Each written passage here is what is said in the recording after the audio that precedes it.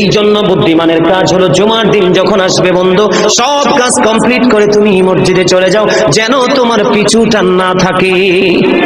বলে কেন?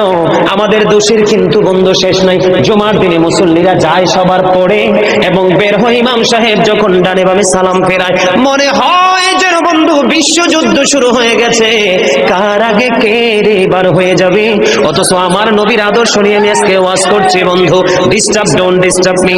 তোমরা আমি বললে আওয়াজ দিবে, নয়তো চুপ করে আলোচনা শুনবে, কারণ আজকের সময় অত্যন্ত গুরুত্বপূর্ণ। কারণ আমি যদি 5 মিনিট সময় পাই, একটা হাদিস শোনাতে পারবো। হয়তো বা এই একটা হাদিসে আপনাদের কারো না কারো হৃদয়ে ছুঁয়ে যেতে পারে, আর এটাই আপনার জীবনের জন্য, হেদায়েতের জন্য যথেষ্ট হতে পারে। বন্ধু, মুসল্লিরা যায় রে সবার পরে, বের হয়ে আসে সবার আগে, এটা মুসলমানের কখনো চরিত্র হতে পারে না। তাকওয়া সম্পূর্ণ ব্যক্তি